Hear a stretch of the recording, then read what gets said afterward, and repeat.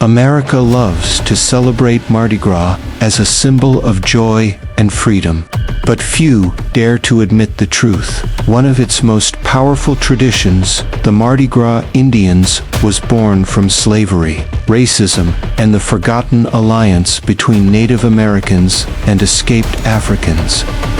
What most tourists cheer for in the streets of New Orleans is not just costumes and music, it's a living act of resistance, stitched in beads and feathers, carrying the memory of pain, betrayal, and survival. To celebrate Mardi Gras Indians without knowing this truth is to clap for the costume, but ignore the blood beneath the thread. New Orleans, a city of parades, music, and masks. Every year, during Mardi Gras, the streets explode with color and rhythm, but hidden in plain sight, among the floats and beads, are men and women wearing towering feathered suits, sequins that sparkle like fire, and crowns that make them look like kings and queens. They are called the Mardi Gras Indians. To outsiders, they appear as exotic performers. To the untrained eye, they are simply dressing up. But in truth, these costumes carry the weight of centuries. They tell a story that America rarely acknowledges. A story of slavery, escape, native resistance, and cultural survival. In the 1700s and 1800s, Louisiana was a brutal landscape for Africans forced into slavery. Sugarcane fields and cotton plantations consumed lives at terrifying speed. To escape, some fled into the swamps and forests. There, they encountered native tribes, the Choctaw, the Houma, the Chitimacha, the Seminoles. Many tribes chose not to betray them, but to shelter them.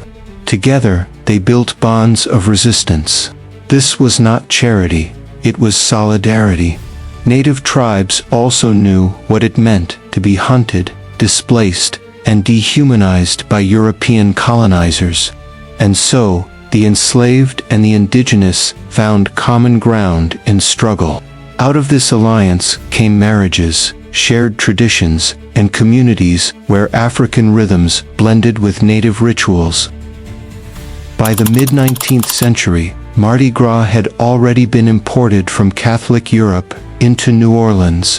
White elites celebrated with masked balls and parades, but black communities, excluded and mocked, created their own way of celebrating, a way rooted in resistance.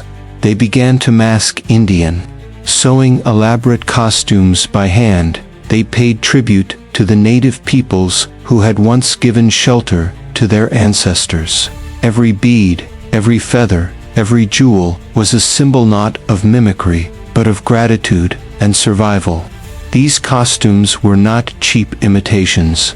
They took a year or more to make. Entire families worked together, sewing thousands of beads and sequins by hand. One suit could weigh more than 100 pounds. To wear it in the streets was not a performance, it was an act of defiance.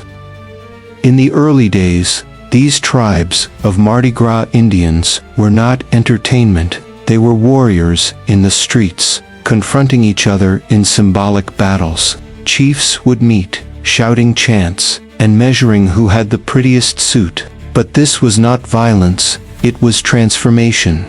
Instead of weapons, they used costumes. Instead of blood, they spilled song. Their chants echoed with defiance. We won't bow down on that dirty ground. It was a declaration that, even in a city built on slavery, black communities could not be silenced. Here is the part that most Americans do not know and some refuse to accept. The Mardi Gras Indians were not pretending to be Indians. They were remembering, honoring, resisting. For over a century, white New Orleans dismissed them as strange, even criminal. Police harassed them, newspapers mocked them, tourists ignored them. But the tradition survived underground, in back streets and neighborhoods where people stitched beads by candlelight. Each parade became an unspoken rebellion against slavery, against segregation, against the erasure of Black and Native solidarity. Out of this tradition came chants and rhythms that shaped New Orleans music. The calandresponse, the drum beats, the chants of "Hey, Pocky Away" influenced jazz, funk, and R&B. Musicians like Jelly Roll Morton, Professor Longhair, and the Meters carried the spirit of Mardi Gras Indians into the sound of America itself. What tourists now celebrate as the sound of New Orleans was born in resistance. Today, there are over 40 tribes across New Orleans. Each tribe has its own chief, its own colors, its own chants. The suits are larger, brighter, heavier than ever before. Some cost tens of thousands of dollars to make, but the meaning remains unchanged. Every stitch is a prayer, every feather a weapon of beauty.